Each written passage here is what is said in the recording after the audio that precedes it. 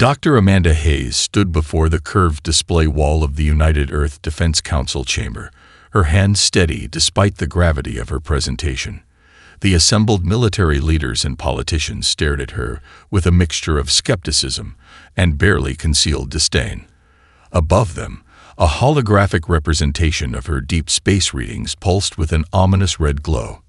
"Ladies and gentlemen of the council," she began, her voice firm despite the familiar knot in her stomach. "What you're looking at isn't a sensor malfunction or an astronomical anomaly. This is a fleet, a massive one, moving with clear purpose and organization."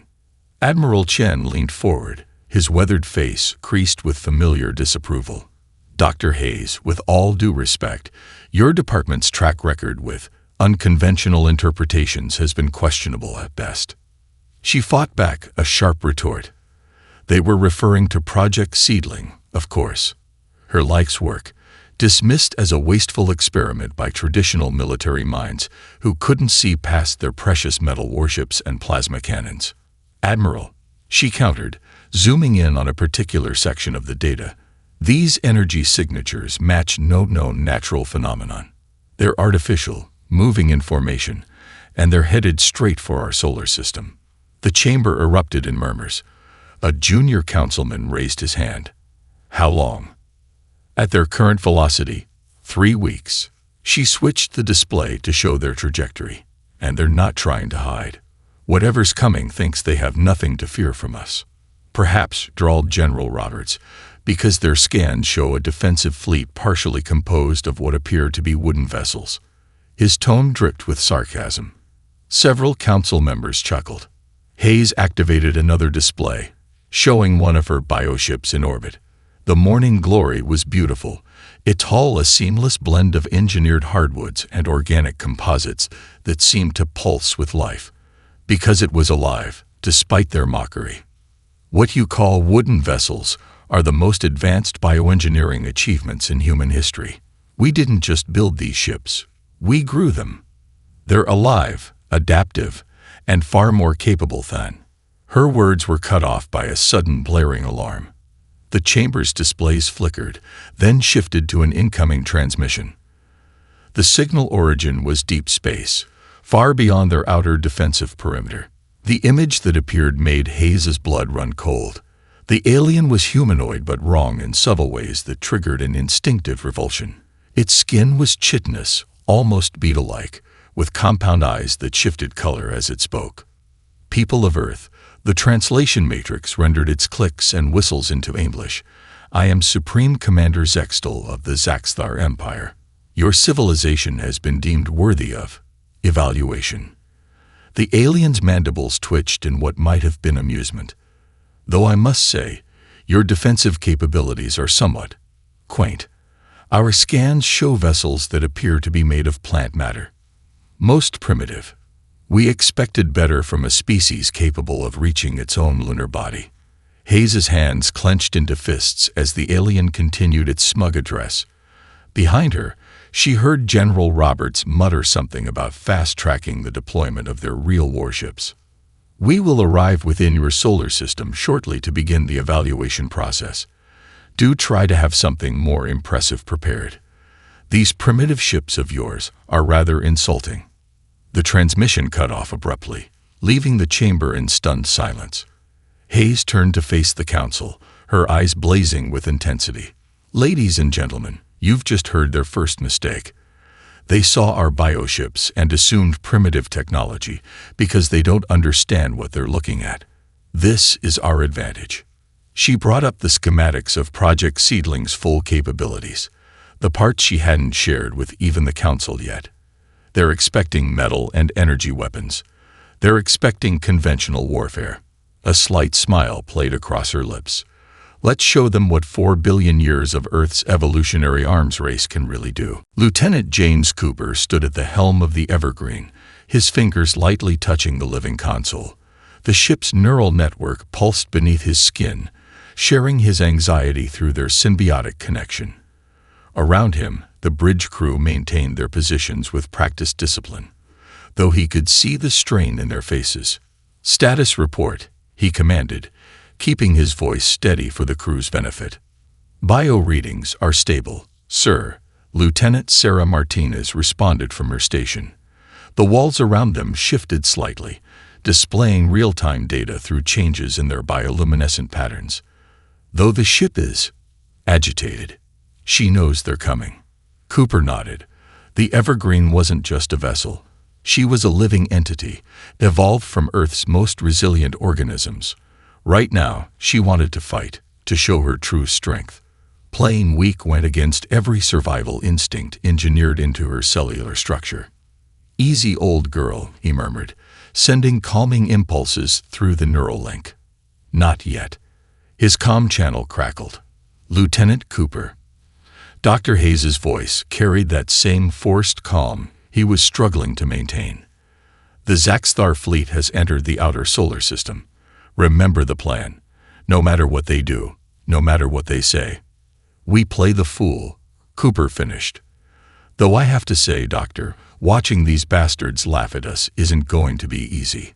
"The best traps are the ones your enemy walks into willingly," she replied. "Evergreen's sister ships are in position. Just keep her calm until—" The ship's sensors flared. Above them, the sealing membrane shifted to display the approaching Zaxthar vessels. They were massive, their hulls gleaming with an almost organic sheen that made Cooper's skin crawl. The alien ships moved with predatory grace, spreading out in an attack formation that made their intentions clear. "All hands," Cooper announced shipwide. "Maintain formation. Remember your training. Let them think we're struggling to hold position." As if to emphasize his point, he let the Evergreen drift slightly, her movements appearing uncoordinated and weak. The alien commander's voice boomed across all frequencies. "Earth vessels, your attempt at maintaining formation is amusing. Perhaps if you had built proper ships instead of these wooden curiosities, you might pose some small challenge." Cooper felt the Evergreen's anger surge through their connection. The ship's walls rippled, internal chambers shifting as combat systems tried to activate. Around the bridge, warning symbols bloomed in bright colors. "Stay with me," he whispered to both ship and crew. "Just a little longer."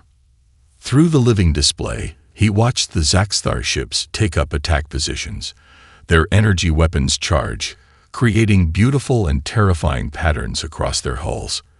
They were so confident, so certain of their superiority, that they didn't bother with evasive maneuvers. "Sir," Martinez called out, her voice tight. "I'm detecting energy buildups. They're targeting multiple ships in the fleet. The Redwood and Sequoia are in their primary firing solutions." Cooper's neural link burned with the Evergreen's desire to protect her sister ships. The entire vessel trembled with restrained power. Around them, other bioships drifted seemingly helplessly, playing their parts to perfection.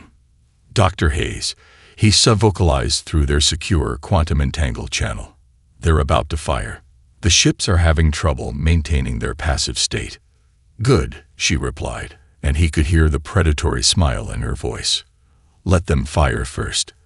Let them think they've wounded us.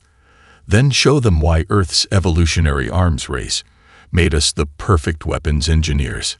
The Zaxthar commander's voice echoed once more. "Really, this is disappointing. We expected a fight, not a display of primitive gardening. Perhaps after we've established proper control of your system, we can teach you how to build real ships." Cooper felt a fierce grin spread across his face as the enemy weapons reached full charge. The Evergreen's tissues quivered with anticipation, combat spores ready in their chambers, regenerative systems primed for the coming explosion of violence. "That's right," he whispered as the first energy beams lanced out from the alien vessels. "Just a little closer. Come see how primitive we really are." The first salvos from the Zaxthar fleet lit up space like artificial suns. Cooper watched through the Evergreen's living display as energy beams meant to slice through metal hulls struck their targets. Around him, his crew held their breath, their hands steady on the neural interfaces despite their racing hearts. The beams hit the Redwood dead center. For a moment, the massive bioship's outer layers blazed with absorbed energy. Then, to the aliens' visible confusion, the energy simply diffused. The ship's living tissues adapted in real time, channeling the destructive force through specialized cellular pathways. Status of the Redwood, Cooper demanded, fighting to keep the triumph from his voice. Martinez's fingers danced across her living console. Sir, she's feeding on it.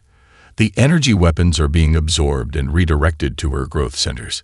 They're literally giving her power. The Zaxthar commander's voice crackled through their comms, its previous smugness replaced by confusion. Impossible. Our scans showed simple organic matter. This level of energy absorption shouldn't. Now, Evergreen, Cooper commanded, finally releasing his restraint on the ship's combat systems. Show them what you can do. The response was immediate and beautiful. The Evergreen's outer hull, which had appeared to be simple wood, began to segment and split. But instead of breaking apart as the Zaxthar expected, each segment grew and evolved into a fully formed attack craft. Dozens of smaller bioships, each barely larger than a fighter, burst forth like seeds from a pod. In the command center, Dr. Hayes watched the sensor feeds with fierce pride. Signal the rest of the fleet, she ordered. Initiation sequence Alpha. Show them all of it. Across space, Earth's bioships began their transformation. The Redwood extended massive tentacle-like appendages, each one tipped with crystalline structures that focused the absorbed energy into cutting beams. The Sequoia's hull sprouted what appeared to be thorns, organic missiles loaded with specialized spores. The Willow fragmented into a cloud of smaller ships connected by living energy webs. By the Empire, the Zaxthar commander breathed. What are these things? Cooper grinned as the Evergreen-spawned fighters engaged the nearest alien vessels. Lieutenant Martinez, please educate our friends about Earth's evolutionary history. Martinez opened a channel to the entire Zaxthar fleet. 4 billion years, she announced, her voice steady and proud. That's how long life on Earth has been evolving, adapting, and learning to fight. Every defense mechanism, every survival trait, every biological weapon nature ever devised. We studied them all, and then we made them better. The Evergreen shuddered as it launched its first true attack. Specialized pods burst from its hull, attaching to the nearest Zaxthar ship. Within seconds, engineered fungi began breaking down the alien vessel's outer armor, converting it into fuel for further growth. Sir, Martinez called out, the Zaxthar fleet is attempting to regroup. They're charging their secondary weapons arrays. Let them. Cooper's neural link hummed with the Evergreen's battle joy. Dr. Hayes, should we show them Phase 2? Oh yes, Hayes replied, and he could hear her smile. All ships, initiate cellular adaptation protocols. Let's show them why evolution is the ultimate weapons program. The Zaxthar's second attack came with different energy signatures, likely hoping to find a weakness. Instead, they watched in horror as the bioship's outer layers shifted at the molecular level, their cellular structure reorganizing to counter each new weapon type. Impossible, the Zaxthar commander sputtered. No technology cold. That's your mistake, Hayes cut in. This isn't technology, at least not as you understand it. This is life itself, shaped by humanity's understanding of evolution. Your weapons can't defeat us, because we adapt faster than you can attack. Every shot you fire teaches us. Every strategy you try makes us stronger. Cooper felt the Evergreen pulse with victory as another Zaxthar ship succumbed to their biological assault. Around them, the void of space bloomed with life. Earth's life, weaponized and triumphant. The real battle was just beginning, and they had only scratched the surface of what their bioships could do. Dr. Hayes stood at her command station, watching multiple holographic feeds as her years of preparation finally bore fruit. Around her, the United Earth Defense Council members who had once mocked her work watched in stunned silence as reports flooded in from across Zaxthar space. Operation Dandelion is active in the Proxima sector. An analyst called out, stellar kudzu growth rate at 300% of projected values. Hayes allowed herself a small smile. "Show me." The main display shifted to real-time footage from their quantum-entangled spores. What had appeared to be simple debris scattered throughout the alien empire's shipping lanes was awakening. Microscopic seeds, specially engineered to remain dormant until activated, burst into explosive growth. Within minutes, entire shipping lanes were choked with dense masses of engineered plant matter. "Doctor," Admiral Chen's voice had lost all its previous condescension. "How long have these seeds been in place? Remember those failed exploration probes you were so eager to discontinue funding for, Admiral?" Hayes turned to face him. "We've been seeding their space for the past decade.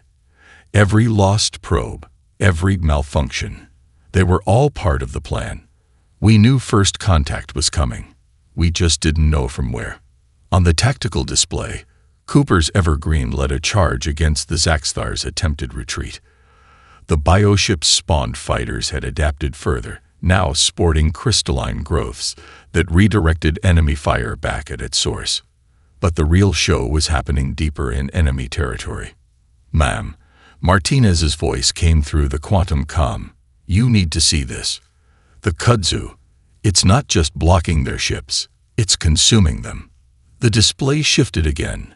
Hayes watched with professional satisfaction as her creations did their work. The engineered plants weren't just growing. They were actively breaking down the Zaxxtar vessels, using their metal and energy to fuel further expansion. Each consumed ship added to the biological network's mass and complexity. "Quite remarkable." A new voice spoke up.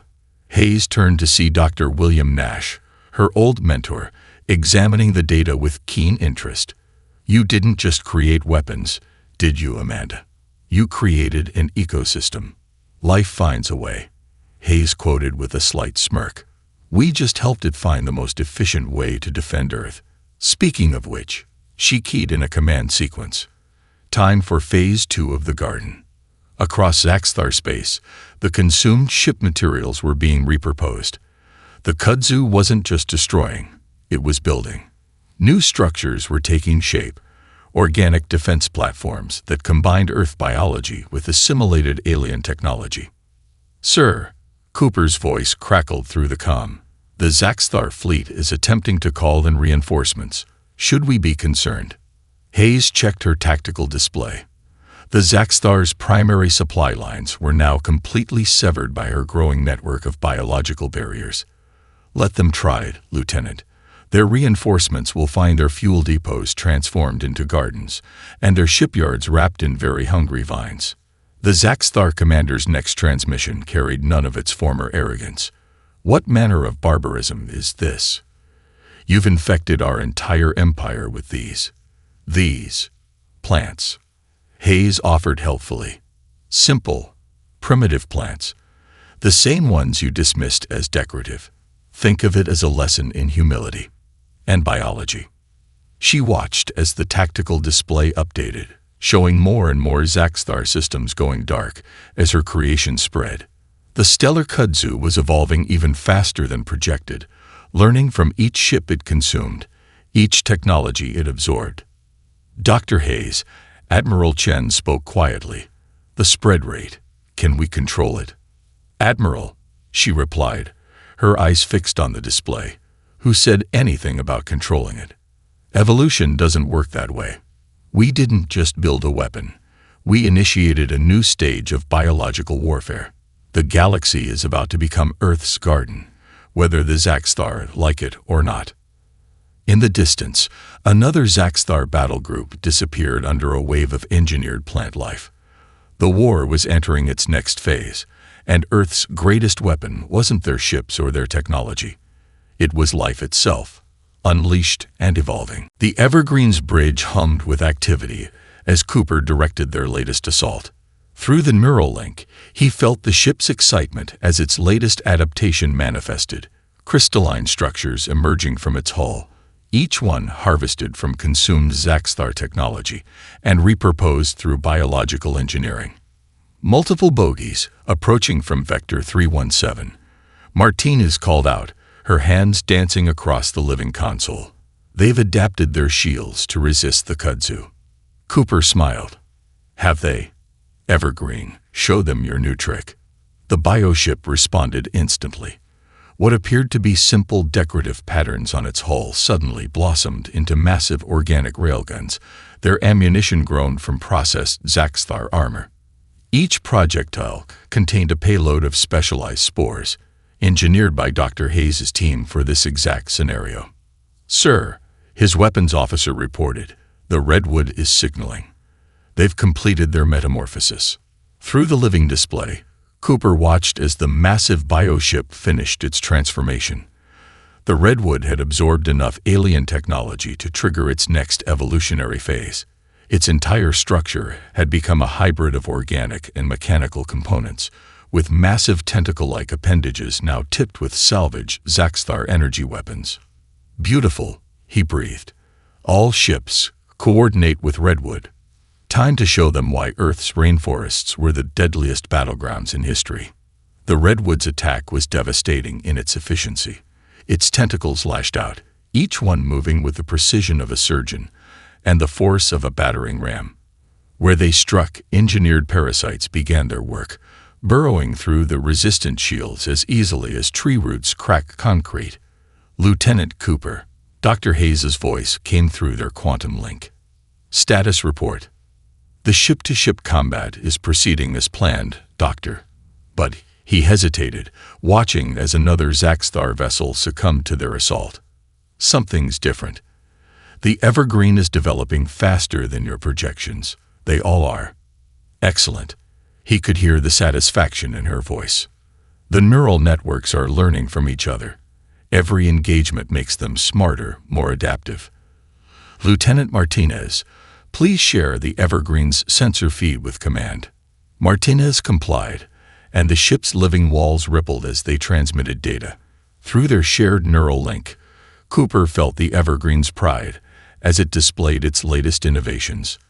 The ship had learned to generate localized quantum fields, disrupting the Zaxthar's targeting systems while allowing their own weapons to fire with perfect accuracy. Incoming transmission, Martinez announced. The Zaxthar commander.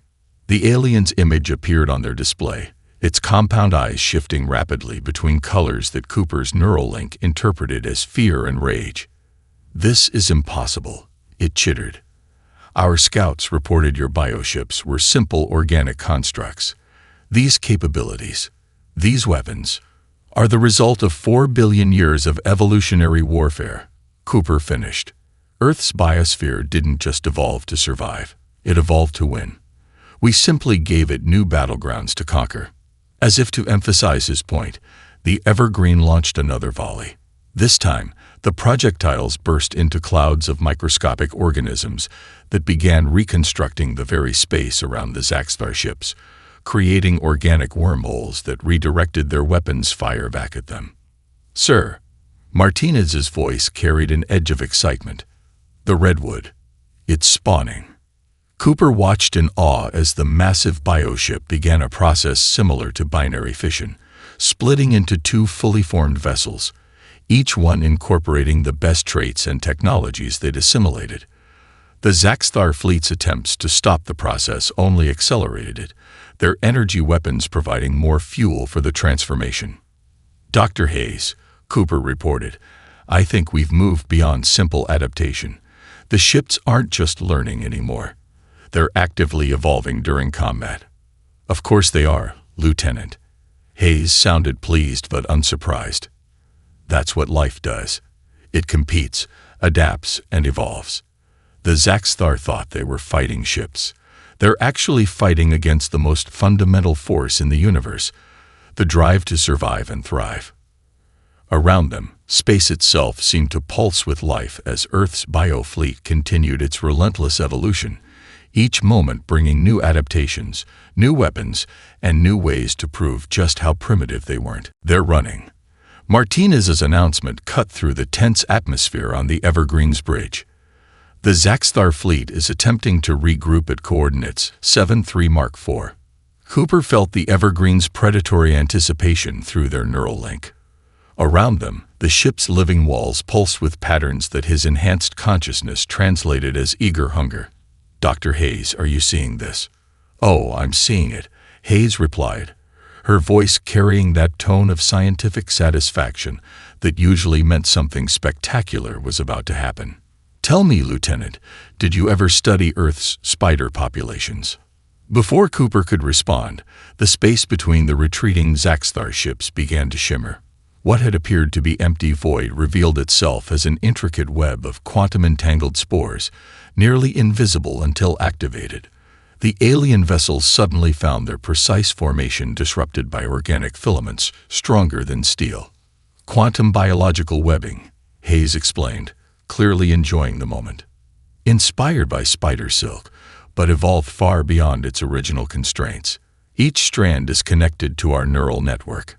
We can feel every vibration, every attempt to escape." The Zaxthar ships fired desperately at the webbing, only to discover that their energy weapons passed harmlessly through the quantum-shifted strands. Physical weapons bounced off or became entangled, adding to the web's mass. "Sir," Martinez called out, "the spores are beginning to communicate with each other. The network it's becoming conscious." Cooper watched in amazement as the web of quantum filaments began moving with purpose. It wasn't just trapping the Zaxthar ships. It was actively manipulating space around them, creating corridors and dead ends like some vast, living maze. "The Ghost Garden," Hayes said softly. "That's what we called this phase in development. A living network that exists in quantum superposition until it's needed. The perfect trap, invisible until it's too late." The Zaxthar commander's transmission cut through their observations, its voice carrying a new note of desperation. "What manner of abomination have you created? This defies all known laws of physics." "No," Hayes countered. "It defies your understanding of physics. Life on Earth has been manipulating quantum effects since the first chlorophyll molecule captured sunlight. We just scaled it up a bit." Cooper felt the evergreen systems synchronize with the quantum web. Through their enhanced connection, he could sense every Zaxthar ship caught in the trap, could feel their futile struggles like insects in a spider's web. "All ships, execute Phase 6, he commanded. "Show them why you don't corner Earth's life forms." The response was immediate and devastating. Bioships emerged from quantum shifting, their hulls now incorporating the crystalline structures they'd harvested from previous battles. The Redwoods' spawned offspring had developed organic versions of Zaxthar weapons, powered by the same quantum biological processes that made the web possible. "Doctor," Cooper reported, watching as the Evergreen's new weapons found their marks. "The ships are synchronizing their attacks through the web. They're hunting as a pack. Pack hunting behaviors encoded into their base genetics," Hayes confirmed.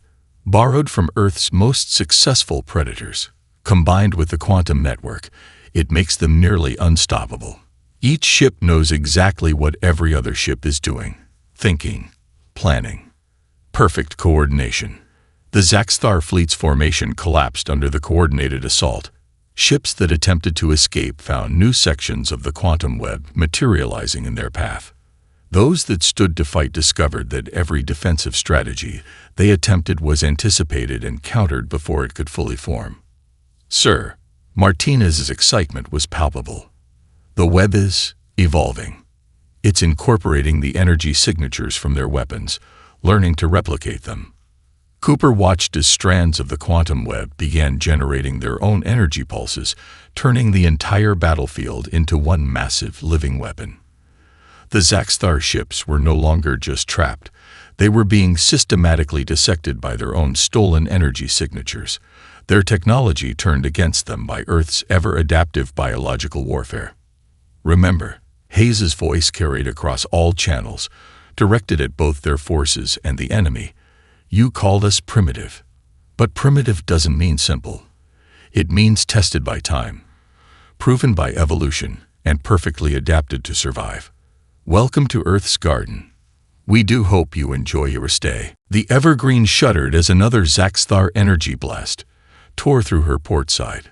Cooper gripped his neural interface, sharing his ship's pain through their symbiotic link. This hit was different. The aliens had finally developed a weapon that could cause real damage. Direct hit to organic matrix sectors 5 through 8, Martins reported, her voice tight. They'd found a frequency that disrupts our cellular regeneration. But instead of the catastrophic damage they expected, something extraordinary happened. The Evergreen's wounded sections began to crystallize, forming structures that reminded Cooper of Earth's geodes. The crystalline growth spread rapidly, incorporating fragments of destroyed Zaxthar technology into its matrix. Dr. Hayes, Cooper called through their quantum link, the Evergreen is doing something new, something we didn't program. No, we didn't, Hayes replied, her voice filled with wonder. The ships are entering their next evolutionary phase. They're not just adapting anymore. They're transcending their original design constraints. Lieutenant Martinez, full spectrum analysis. Now, Martinez's fingers flew across her living console. The crystalline structures. They're not just armor. They're some kind of biological quantum computer. The ship is processing information faster than our instruments can measure. Through his neural link, Cooper felt the Evergreen's consciousness expand. The ship wasn't just healing. It was becoming something more. The crystal formations pulsed with internal light, each facet containing what appeared to be entire digital universes. Sir, Martinez's voice cracked with excitement. The other ships, they're all doing it. The entire fleet is evolving. The tactical display showed their bioships undergoing similar transformations. The Redwood's organic technological hybrid structure now bristled with crystalline forests that bent space itself around them. The Sequoia had developed what looked like flowing rivers of liquid crystal that absorbed enemy fire and redirected it with terrible precision. Fascinating, Hayes breathed. They're not just combining organic and mechanical components anymore. They're creating entirely new forms of matter. The quantum web must have accelerated their evolution far beyond our projections. The Zaxthar commander's transmission cut through their observations, its voice trembling. What are you? What have you become? Cooper felt the Evergreen's response form in his mind before he spoke it. We are evolution's children, he answered, letting his ship's newfound consciousness flow through his words. Every attempt to destroy us makes us stronger. Every weapon you devise teaches us new ways to survive. We are life itself, and life always finds a way. The Evergreen launched its counterattack, but not with conventional weapons. The crystalline structures emitted waves of pure information, reprogramming spacetime around the Zaxthar ships. Enemy vessels found themselves trapped in recursive temporal loops, their every attempt to escape creating new iterations of their own defeat. Dr. Cooper reported, watching in awe as his ship continued to evolve. I don't think we can call them ships anymore. They've become something else, something new. They've become exactly what we hoped they would, Hayes replied softly. When we started Project Seedling, we knew we couldn't just build better weapons. We needed to create life forms capable of infinite adaptation. We needed to evolve beyond the very concept of technological warfare. The Evergreen's consciousness brushed against Cooper's mind, sharing visions of what it was becoming. The crystalline structures weren't just weapons or armor. They were windows into new dimensions of existence, where the lines between organic and artificial, between matter and energy, blurred into meaninglessness. Ma'am, Martinez called out, the quantum web is integrating with the ship's new structures. It's becoming. I don't even have words for what I'm seeing. Then let me give you one, Hayes suggested. Transcendence. We're watching the birth of a new form of life, one that combines the best of Earth's evolutionary heritage with technology we barely understand. And the beautiful part, this is just the beginning. Cooper felt the Evergreen's agreement resonate through their neural link. Around them, space itself seemed to pulse with new possibilities as Earth's biofleet continued their transformation, becoming something that would reshape the very nature of warfare. and perhaps existence itself. Supreme Commander Zextal stood on the bridge of his flagship, watching his empire crumble. The tactical displays showed the impossible. Quantum crystalline structures spreading through their territory like a beautiful plague, bioships that had evolved beyond comprehension, and at the center of it all, those damned primitive vessels that had started everything. "Status report," he demanded, knowing he wouldn't like the answer. "The stellar kudzu has consumed 80% of our supply lines," his second-in-command reported. "The quantum web has transformed 3 sectors into something our sensors can't even interpret. And the Earth ships," he paused, mandibles clicking nervously, "they're still evolving." A transmission cut through their communications, displaying Dr. Hayes's image on their main screen. Behind her, streams of data flowed through crystalline structures that seemed to exist in multiple dimensions simultaneously. "Supreme Commander," she greeted him, almost kindly. "I believe it's time we had our final conversation." "What do you want?" Zextal demanded, his pride crumbling like his fleet. "You've won. Your biological abominations have destroyed everything we built." "Destroyed?" Hayes raised an eyebrow. "No, Commander. We've transformed it. Evolution doesn't destroy. It adapts, improves, transcends. Look around you. Really look." The tactical displays shifted, showing him views of former Zaxthar space. Where there had been sterile military installations, now there were gardens of crystal and light. Bioships had evolved into living stations, merging with the quantum web to create new forms of space-time architecture. Even the defeated Zaxthar vessels were being incorporated into the growing ecosystem, their technology repurposed into something beautiful and strange. Through the Evergreen's evolved sensors, Cooper watched the exchange while feeling his ship's consciousness expand further. "Doctor," he called through their link, "the transformation is accelerating. The ships, they're beginning to affect fundamental forces."